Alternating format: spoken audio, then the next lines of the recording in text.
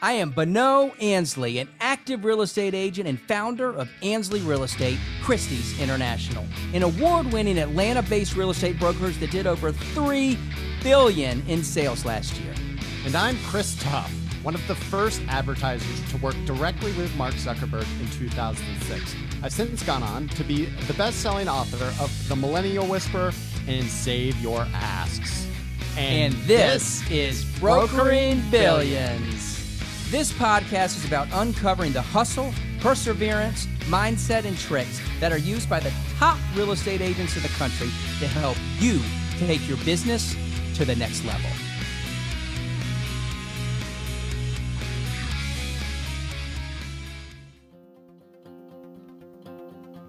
In today's episode of Brokering Billions, we have the Ussery Group out of Hilton Head, Blufton, South Carolina. Guys, today we've got Keene Reese, one of my lifelong best friends, and his mentor, Johnny Ussery.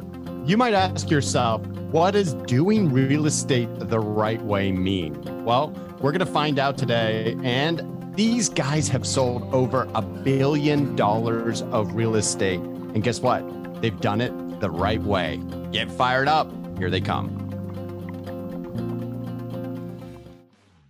We are sitting in the headquarters of Ansley Real Estate, Christie's International. I'm Bonneau Ansley. And I'm Chris Tuff. And today we're brokering billions. We have an amazing team straight out of Hilton Head, South Carolina. Johnny Ussery and team member Keene Reese join us from their studio on the coast. And we just couldn't be happier to be here. I'm fired up, guys. You excited to be here or what? Hey, thank you very much for the invitation. Yes, we're very humbled to be here. Thank you. Humbled, excited. Thanks for including us. Well, you guys are here because you did $280 million last year on the coast. You've got a team of 5 people. Today, we're going to dive into that team. We're going to understand the dynamics, who does what, how y'all get to sell that much real estate. What's your secret for success and everything in between? What do you got, Chris? Johnny, I want to go back to kind of how you fell into this. Let's go straight to when everything started to come together for you. Tell us a little bit about how you got into real estate, and a little story there. Awesome. I grew up in North Carolina, about an hour east of Charlotte. Married my childhood sweetheart. She was in the 8th grade. I was in the 7th grade. We started liking each other. Came to Hilton Head in '77 on a honeymoon. And prior to that, I was getting close to graduating from Chapel Hill, University of North Carolina, and no resume, no money, no nothing. And I had a fraternity brother that had gone out and did this crazy job of selling books door to door for the Southwestern Company out of Nashville, Tennessee. So he recruited me, and Charles was somewhat of a goof off. And I said, if he can do it, I can do it. Sure. So went out and knocked on doors for the summer of '76. Got a lot of rejection, learned how to handle a lot of rejection, learned a lot about setting goals, a lot about serving, putting others' needs above your own. Great experience, but I want to do it again? Heck no. But it was a great experience. And at the end of that time, I got recruited by some guys on Hilton Head that had sold books when they were in college. And they were working for Charles Frazier in the early days back in the 60s. And so they recruited me to come down and sell real estate. And I said, if I can sell books door to door and talk to people that don't want to talk to me, this thing of real estate's got to be easy. So everybody wants to talk about buying a home. So I transitioned from selling books door to door to helping the homeless, as we say, selling real estate. Johnny, you know what's interesting about that? If I'm going back to when I was down in the Low Country in 98, 99, through the early 2000s, a lot of my peers that I really looked up to started selling books door to door. Chip Dolan, Peter Pollack, Wade Shealy, all names that have done stuff and had great careers. Did you work with any of those guys? I worked with Wade, and then I worked with John Reed, a lot of the Jeff Wilson, Tom Jacoby. There's a ton of those guys because it was like a pipeline. because you knew their background, you knew their training, you knew they knew what they were doing. All they're doing is just changing a product from a book, knocking on someone's door, to a home and helping. And everybody wants to talk about real estate. Nobody wants to talk about buying books. Everybody wants to talk about real estate. It's a great topic of conversation. Keene, Reese. So I had the luxury of, Keene and I were best buddies growing up in high school and junior high. And, I moved down to the Ford plantation and started selling property right out of University of Georgia. And I learned how to sell lots. I think that we were financing homes or houses and lots at 100%. So it was easy. And we'd have to get them in from the billboard on 95. They'd pull into Ford plantation. I'd show up right when they got out of their car, and I'd try to sell them something before they got back on the highway. And after about a couple months of doing it, I called my best friend Keene, who was living in a house that I had built in Atlanta. I said, Keene, look, this is awesome. I mean, I think I found my calling. You got to come down here. And at that point, I was engaged to my high school sweetheart, Jen. And Keene said, I'm on my way down. And next thing I knew, Keene was living in my basement. And he goes across the street and gets a job at Mellow Mushroom and starts flipping pies. Keene, do you want to say anything about that? It was an awesome transition. I was in Atlanta, fresh out of college, a couple years out of college. First job was with an IT recruiting firm called Remington International. And my first day there, I sat and was given a book of calls to make. And the number of calls that day was 150, and you couldn't take your phone off your shoulder. And if you did, the manager in front of you would make you get back on the calls. And we had guys that would say, hey, I got to go to the bathroom, and on our table, and they'd get up and they'd never come back in. And so when Bonneau called me, I said, I'm all in. I'm getting out of Atlanta because I'm done making 150 cold calls a day with this manager staring at me. So I came down. I didn't have a place to live because I didn't have any money. And so Bonneau had one extra bedroom, and like he did in Atlanta, and let me live there. And because I didn't have any money, I was going around trying to find anybody and everybody to talk to. And the Mellow Mushroom hired me to make pizzas for folks, and that's the way I paid Bonneau for that one bedroom. I love it. I love it. I love it. I love it. It's a great story. And also the story of Keene and I keeps going. Keene met his wife at Jen and I's wedding. I take full credit for that as well. And also Keene got a job in the development side at Palmetto Bluff. And Keene, give us a quick background of your development side of Palmetto Bluff, and then jumping into the sales side. And then how you got me over there at Palmetto Bluff to do what I ended up doing over there. Yeah, I had a really fortunate experience. You can look back and it's amazing the way we're put into everything that we're put in our lives. It feels like it was stepping stones to, be fortunate working with Johnny today. But that process of me working at Mellow Mushroom and talking to anybody and everybody I could led to an interview with a gentleman who had just been recruited from Hawaii, had developed and was running Molokai Ranch. His name was Jim Mosley, and he had been hired to develop and be the visionary behind this 20,000 acre piece of property that had just been acquired by Crescent Resources called Palmetto Bluff. And I got the interview to talk to Jim, and I said, Jim, I'll do anything you need. I mean, if you want me to mow the grass, I'll do that. But Jim hired me, and I was very fortunate. Still am today. Jim and I are great friends. We talk probably once or twice a month. And I'll never forget what he said. He said, I'm going to offer you a buffet of real estate opportunities, and you can kind of, we'll just see how it develops, and you can go whatever route you want to go. So yes, he allowed me to start as a junior project manager with some of the senior project managers to start on the development of Bonneau Bluff. So I got to see him make all his presentations to the town of Blufton and to the county. Worked on putting all the roads, water, sewer, curb, and gutter. Got to work with Jack Nicholson's team on the golf course.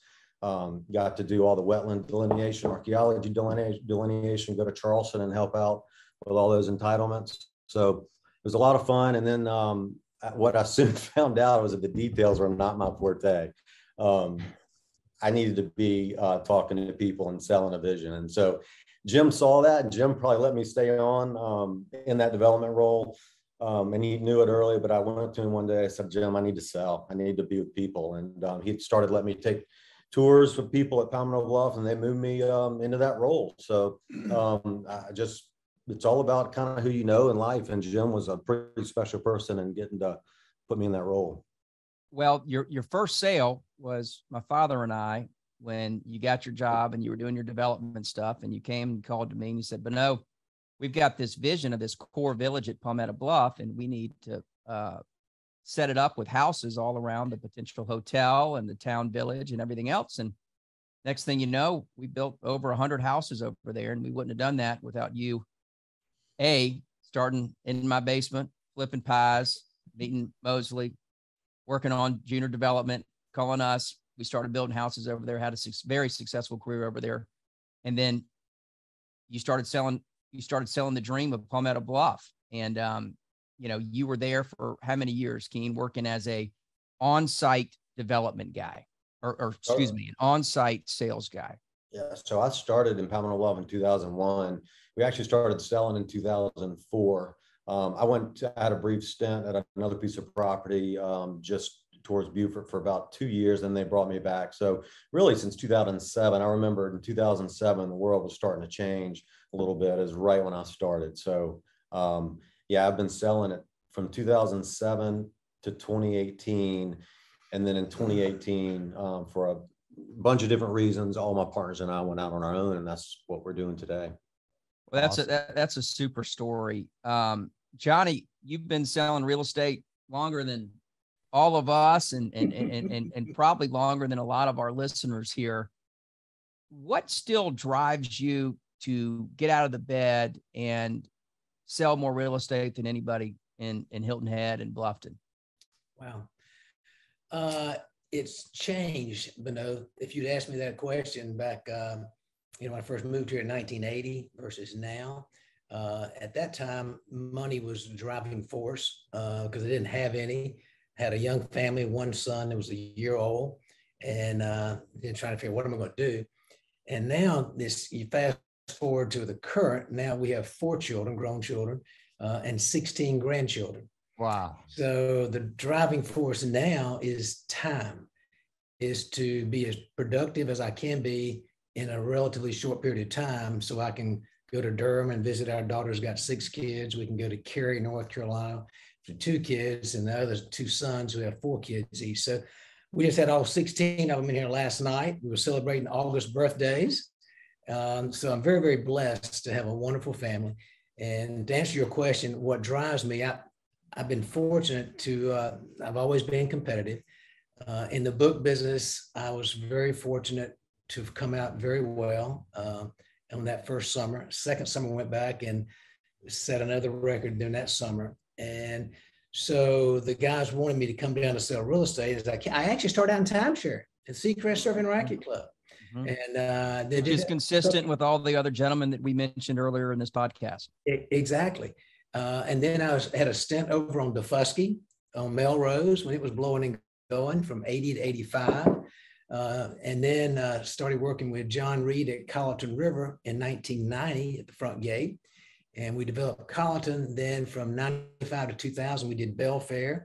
And then 2000, 2005, we did Berkeley Hall. And then we started Hampton Lake in 2005. So my background as Keene's originally was all developer sales. And then we transitioned from that into the brokerage side of the business. So, and then what drives me now is to spend more time with my family. And I know the only way I can do that is I got to sell a lot of real estate in a short period of time. And also put together a team, Johnny, where your influence, everything you've done since 1980 can translate into your team members, and you can continue to spend time with your family, do what you want to do, and continue to grow your business. Right. So from a team aspect, which we'll get into later, that's a great thing to do. Johnny, you have over 40 years of real estate experience, right? I mean, if you look at your trajectory I like to call them defining moments, right? And defining moments are those times that something clicks within you where it's part by design, but also part by chance, where things begin to really take off. So for a while, you were probably a pretty good agent, but then there was something that hit that had that kind of triggered in the way you approached real estate that was epiphanal. Can you tell our listeners a little bit about what that was for you? Great question. Yeah, and I'll try to do it without getting emotional. Our son went to Georgia Tech on a baseball scholarship. So we spent a lot of time on the weekends watching him play up in Atlanta. And then this was, what year was that, Keene? 2010? I guess 2010. Yeah. And I was, anyway, we were in Atlanta watching our son play ball that weekend. And all I wanted to do was sleep. I was just tired. And, I didn't, and I noticed my urine was dark. And I said, I'm not hydrated. I need to drink more water. Didn't make a difference. So driving home from Atlanta on Sunday, I told my wife, I need to get a physical. And she said, what are you talking about? I said, I just need to get checked out. So called my doc Monday morning, got in there Monday afternoon. He said, you're healthy as a horse. I went, great, fantastic. Thanks. He said, but I want to get some blood work and a urine sample. But yeah, you look great, everything else. Next day, he called me about 11:45 and he says, what are you doing? I said, get ready to have lunch. And he said, don't do that. He said, don't eat anything. I've got a scan set up at 2:00 at the hospital for you. I said, we talking about a scan? What about as healthy as a horse stuff? And he said, I found something in the blood work I don't like. He said, I'm coming by your house this afternoon at 5:00. Not usually a good sign when your doctor says he's coming by your house. Right. Kent England was our doctor. I'd coached his sons in high school basketball, great personal friend. He came in, sat in our family room, and he started crying. And he said, Johnny, you have pancreatic cancer. And there's a 85% chance you won't live past 5 months. If you are one of the 15% that qualify for surgery, you've got to go where they do a lot of them, because there's a direct correlation between the number of procedures and the success rate. That led me to Sloan Kettering in New York. And by God's grace and great medical care, I did fall in that 15% that had a chance. And they did what they call the Whipple, where they took out a third of my stomach, a third of my appendix, my duodenum or duodenum, whatever you call it, my gallbladder, and then tried to hook everything back up so it worked. And then they gave me 6 months of chemo, oral and drip, and then 6 weeks of radiation with more oral chemo. It threw the kitchen sink at me. But by God's grace and great medical care, 12 years later, guys, I'm here talking to you today. 5% survived 5 years, and it's been 12. Wow. So you won't hear me complaining about it being too hot today or too cold today or too wet today or too dry today. I'm just happy to be here, guys. So, about 4 hours ago, my eyes opened and my feet hit the floor. It was going to be a great day.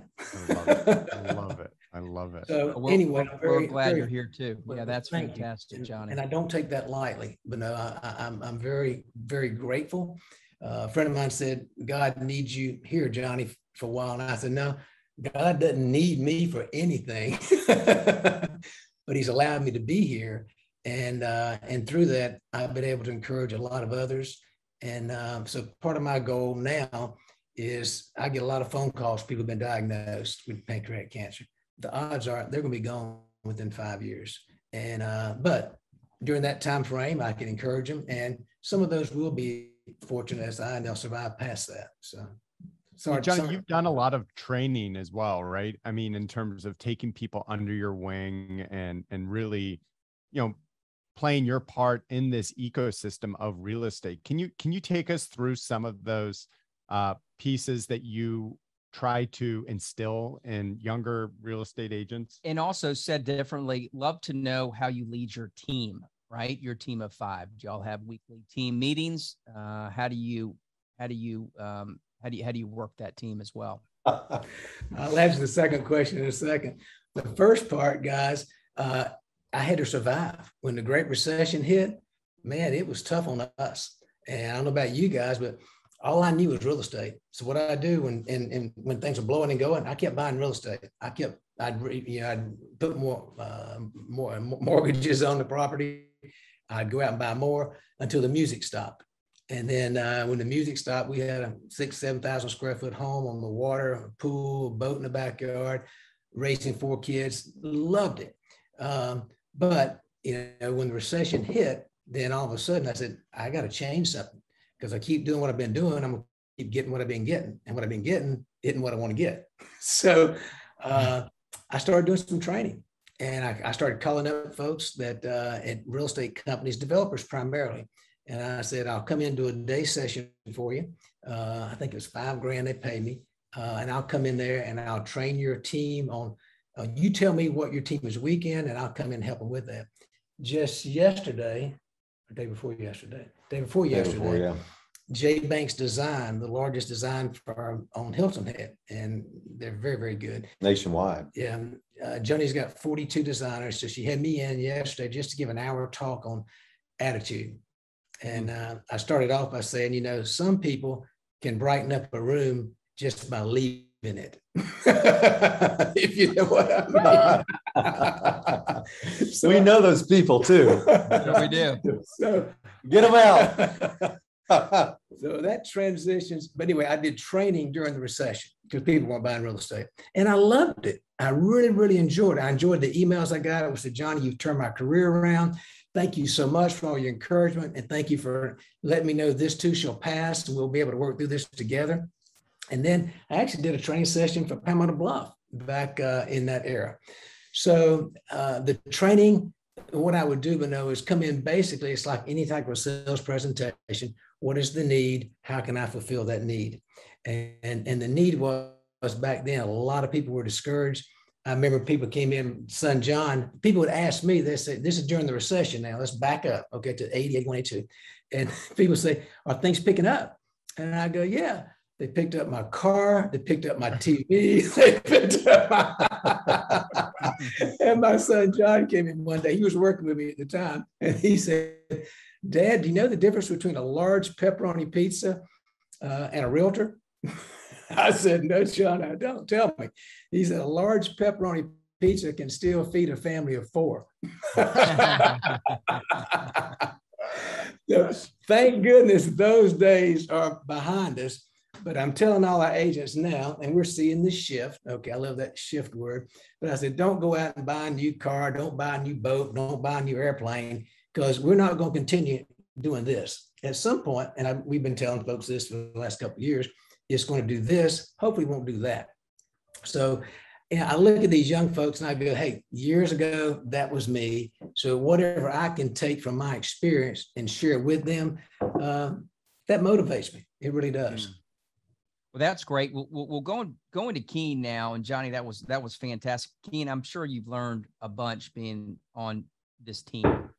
If you could credit one tactic, one mindset, one technique, one approach, one way you do networking, when you kind of look at all those different things, I'd love to understand how you motivate yourself. And I know you get up early. Take me through what you've learned and who you like to kind of base your business off of, and what gets you going every day, Keene? That's a great question. I think we all have innate qualities that we all, we're somewhat born with, and those innate qualities probably are enhanced through our life experiences. I struggled in school growing up, didn't do as well as, a lot of people, a lot of friends, but what I did excel in were sports. And so some confidence that I gained in my life, and my will to win, and my competitive nature, the tenacity, my grit came from really the success that I had in sports.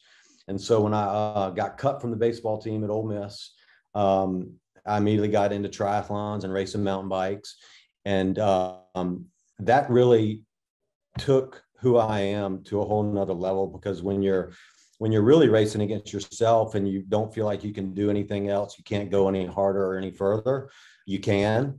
And that is what I think is really credited my work ethic today, because real estate's tough. We all know it's hard, but I think the innate quality of just the will to win and using the traits that you have with being able to relate with people and working those relationships on top of just a standard hard work ethic is what I guess motivates and drives.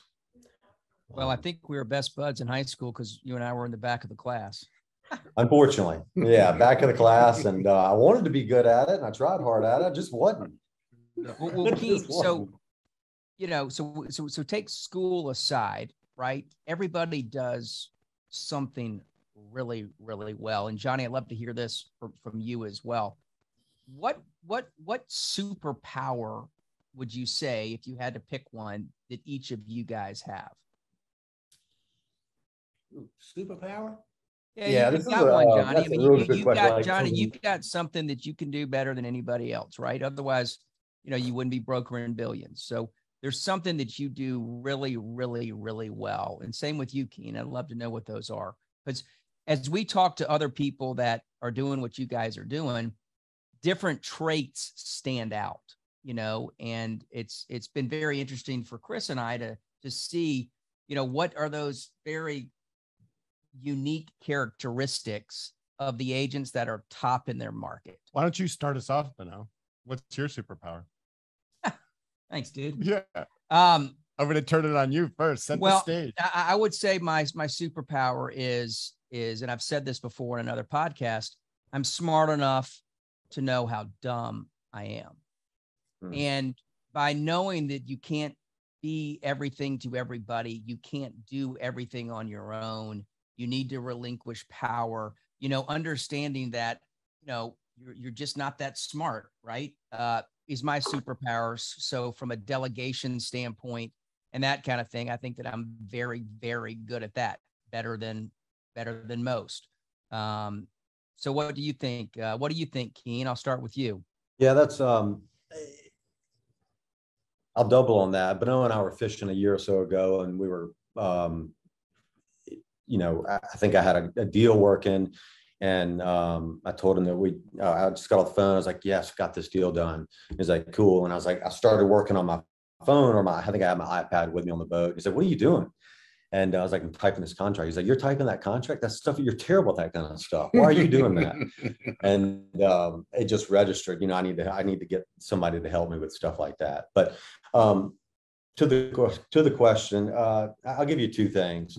I think I'm real trustworthy.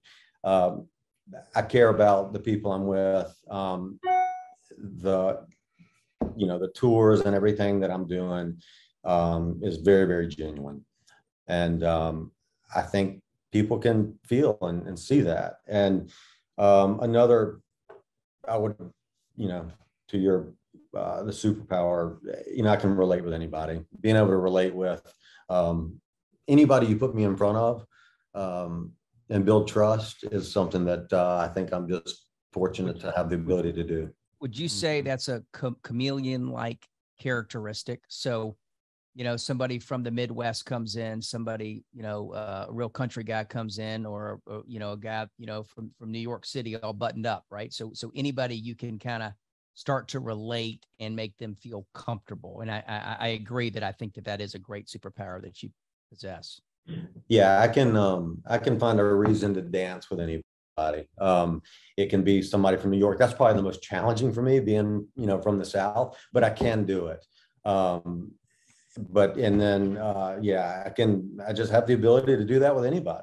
And that's something that I can, just do. I don't know why, but that's probably one of my traits. And awesome. You're very good at it. Yeah. Very good at it. Thank you. All right, Johnny. I think, for me, I have pretty decent communication skills. People trust me. I'm able to establish that trust in a relatively short period of time. And I've always been blessed with a good attitude. And I hadn't thought about this until you just asked that question. But after my junior year in high school, I was a quarterback on a football team. And the team my junior year went 9-1. And there were of the 22 starting positions, 21 were seniors, and then little old me at the quarterback spot. So and everybody said, you guys are going to be terrible next year. You're going to be terrible. And I don't know how I got my hands on it, but I got a copy of Norman Vincent Peale's How to Win Friends and Influence People. And I started reading that thing. And so by the time school started in August, my senior year, I thought we were going to beat the Green Bay Packers. I mean, we could do it. So the attitude began to come over. Had a decent season, 7-3. It wasn't 91, but then kind of parlayed that into just the whole attitude thing with the books and then the real estate. And I always give it my talks. I did this the other day. I asked people, so attitude's so important. And I said, how many of y'all saw Dumb and Dumber, the first one? And people just started, chuckling a little bit. And I said, well, remember when Kerry was in Aspen and he was infatuated with that girl and he got it all messed up? He said, what's the odds of a girl like me getting together with a guy like you? And she said, 1 in a million. And he said, so you're saying there's a chance? So when I went to Sloan Kettering to meet Dr. Peter Allen the first time, No way. Oh yeah, I've got pancreatic cancer. I'm going to be dead in a couple of years. And I turned to him and I said, Doc, I said, did you ever see Dumb and Dumber? And this highly educated Harvard grad, and he looked at me like I had 4 eyes. And he says, yeah, I think I did. And I said, well, I want you to know. And I told him the story. I said, well, me, 1 in a million is a lot, 5% is a lot bigger than 1 in a million. So I said, I'm on board. I said, I want to be your poster child. If standing on the corner of Highway 278 will get me healed, I'm in, but I want to be your poster child. This past Christmas, I got a Christmas card from him. He said, to my poster child, Johnny. That's That awesome. is awesome. That's I love it. I love But it. going back, it is attitude. And it's not just attitude. Obviously, I've been blessed with some other things and great people to work with. Keene and Mike and Thomas and Jeff. Now my son's with us. There's no really leading, if you will, Bonneau. You do lead by example, yes, but it's just the 5 we put together. It's contagious because we all are good communicators. We all have high goals. We all, want to do the right thing. And we're service. And we keep hammering that. So it's not about us, it's about the customer. And they feel that because they know we're going to be honest with them.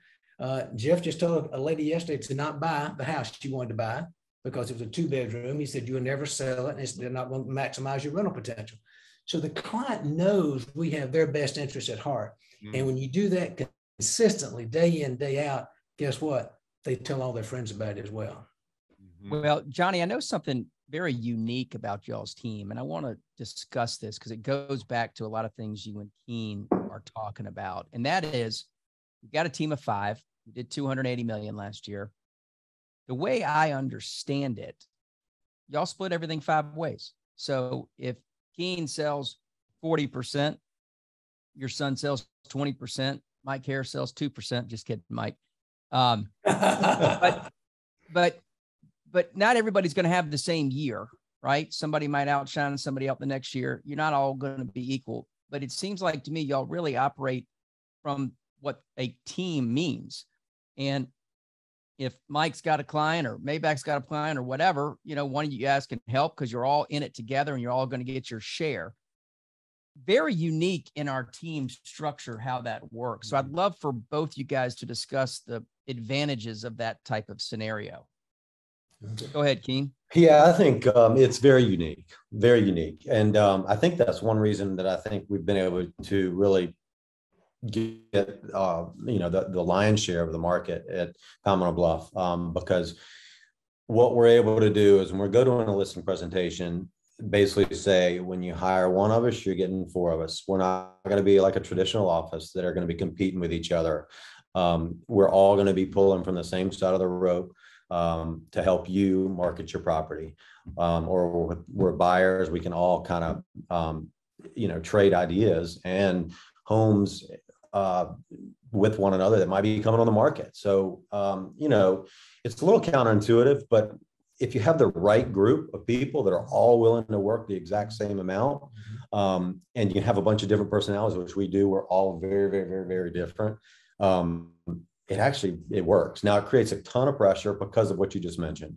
The Good only thing pressure, worse though, right? is You don't want to be the weakest link. you don't want to be the guy that's doing 2%. That's going to make you not want to go on a vacation, not going to want, you're going to be working more and more and more and more and more because of that. So it's very stressful. But in the end of the day, Thomas, Mike, and I have been doing this since 2007. And we had together, correct? We've all been team members. So yeah, pooling the commissions. Yep. Yep. So it's worked for us. It's worked well for us. And what's neat about that, y'all, is that, as a developer sales guy, you got one goal, that's sell developer property, whatever it is. So now that, we now work with resales. So when someone is talking about selling their house, want to buy it, they know we're focused on them, not on the developer property. So, and it's technically four that do the split, because Jeff has just joined us. Jeff is focusing on the properties outside of Palmetto Bluff, as do I. And inside Palmetto Bluff, it's Keene, Thomas, Mike, that do all the work inside the bluff. And when we say developer properties, but no, Palmetto Bluff is working, we call those the developer, and be pushed to sell just their lots. Yeah. So for the listeners out there, I want to hit on this for a minute, because I think this is very, very important. I started my career with only a set amount of property that I could show and that I could sell. I couldn't go sell anybody anything outside the gates. Keene started the same way and was in a community called Palmetto Bluff and could only sell developer-owned properties, and sometimes some resales within that development. But it was churning and burning so much, and new releases were happening. You pretty much primarily sell 95% developer-owned stuff and less resale. That's a tough position to be in, and also have a great work-life balance relative to you're in there at 8 o'clock in the morning and you're in the sales trailer or the sales office, wherever you are. And a lot of agents that are listening right now do that. And you leave at 5 o'clock, 6 o'clock, and you're answering the phone and you are present. I remember Keene and I having a discussion. I don't know how many years ago this was, but I said, Keene, you've got a ceiling with how much property you can sell, because there's only an X amount of property within this development. And a lot of people that work for developers have that. I said, you got into real estate so you could have your own hours, do your own thing, market yourself, sell to anybody, anywhere on your time. Tell me about that transition and how that's been for your family, your attitude, and everything else. Well, there's one way to completely burned out in this business is to be working 7 days a week for 10 years. And when I say 7 days a week for 10 years, I'm 100%. I was working every day in that office and not doing anything, not going to baseball tournaments, not going to, plays that my daughters were in, not hanging out with my wife like I should, not coming down to see my friends. So the transition now is, we still work hard. I mean, that's just what we do. But you're able to work hard no matter, you just don't have to man. I was manning an office from 8 to 5 or 6, 7 every single day. Sundays, I'd be in church and be like, oh my gosh, they're going to get mad. I gotta get out. I'd leave in the middle of a sermon and go, and get to the office and get home at 6. So, the transition now is awesome. I mean, like I said, we're working all the time still, but I'm home. I get to go places. I have a phone now. Right. Blessing and a curse, but you have devices now that you can work, anywhere and everywhere. My appointments, as you all know, we set our appointments now. So, if I'm going to a house, I get to, just much more freedom. And also the way your team structure is, look, if you've got an important baseball game for little Keene, in Savannah, and you're going to be gone Thursday afternoon, well, that's cool. I mean, totally you guys are covered it. And that's give everybody a heads up. Hey, Keene's in a showcase. I'm going to go watch it. I'll be out for, a couple hours, and they got your back. Do you guys know what your average transaction was in that 250 million? Do you guys know about what that was? 280. A 280, you mean? Gosh, I just looked at that. I think last year was 2.5. Probably. Yeah, wow. 2.5. So we did it's, the last couple of years we've seen, like everybody, prices just skyrocket. Sure. But well into the twos. So let's go through that a little bit. I mean, in terms of, I mean, obviously you guys have seen tremendous success, and a lot of listeners out there are agents that are kind of stuck at that, let's just say 5 million volume level. What is the one piece of advice that you would give them that they need to fully embrace to really break through to that next level? What would you say that would be for each of you? I would say they're not providing enough service. I'd encourage them to look and say, how can I better serve the people that I'm dealing with? What can I do? For example, one of the top agents on Hilton Head happened to be going down to Sea Pines and went by a house a client of his has, and he had a basketball goal in the driveway. Well, the net was half off. Somebody was taking enough shots, he'd worn the net out. So he gave a high school kid friend of his, $25. He said, go down to Walmart, buy a new net and put it on that goal. And so, which he did. So about 3 or 4 weeks later, the owner comes in town and he sees it and he calls Jim. He said, Jim, did you put me a new net up? He said, what are you talking about? You put that net. He said, no, I don't know what you're talking about. That's creating raving fans. That's a customer. Johnny, that's a great story. Love that story. So it's serving. How can I better serve? Because a lot of these young people don't understand, you get paid in the direct proportion that you serve, but you got to serve in order to get the pay. Some of these younger folks get out of whack. They want to get the compensation and then I'll serve. No, you got to outserve other people. You got to figure, what can I do? Just pick up the phone and call Sally today. Sally bought a home from you a year ago. Sally, I was just thinking of you this morning. I want to give you a call. How are y'all doing? How are things up in Cincinnati? And just talk and then listen. And then at the end of the day, if I can I help y'all? Are y'all coming down anytime soon? Anything I can do before y'all get here? No, not really. Okay, well, I just want you to know, Sally, how much I appreciate working with you and Bill. And I greatly appreciate our relationship. If I can ever be of help to you, let me know. And if you'd share that with friends of yours, I would greatly appreciate it. Johnny, we'd never refer anybody else other than you. Well, I really appreciate that. Y'all have a blessed day, and I look forward to seeing you when you get down here Labor Day. Johnny, that is gold. So good. That is gold. Well, it's a lot easier knocking on doors trying to sell books. It is. So Johnny and I were role playing before we even got started today. I was acting like he just knocked on my door with some books. It's worth hearing this guy. Give him any objection. It is the best. You'll get a kick out of it. But I was going to say listening. I think if you're an agent that two things, listening, and you got to get out of the details. I think you got to get focused on, listening and diagnosing exactly what those folks want, and then and taking it from there, and just stay big picture. Sales is a transfer of enthusiasm. Get extremely fired up and excited about what you're showing, reiterate what they've told you, and go downhill from there and get excited about it. I love it. I love it, Keene. And also I'd say compliment, make sure that they know that you like their house, that you're selling. They're hiring you to sell something that they really, really love, and make sure that you love it too, we were going to ask you guys a final question, that says, what's one characteristic you have to be successful? Well, what you guys are and the team that you guys are in, and Johnny, the team that you're leading and created, it's a service-oriented team. I mean, plain and simple, service is what gets the job done. Service sells 280 million. Service is why people call you guys, why you have your term raving fans. And that's why y'all been so successful. So for the listeners out there, how can you outserve everybody else that's selling real estate in your market? I think that over the last 2 years in the United States, there's been 22% more real estate agents that have joined our industry, right? Atlanta's gone from 18,000 to like 22,500 people.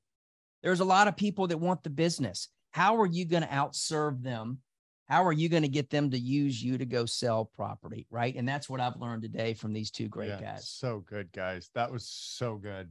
Look, you guys are awesome. Keene, please come visit me sometime. I invited you like 3 times to come. I know, I'm terrible. I'm going to invite Johnny next time. Look, you guys are awesome. Thanks so much for being on Brokering Billions. Love you guys. Yeah, see ya. I'm Bonneau Ansley. And I'm Chris Tuff. We're signing off. This is Brokering Billions, baby.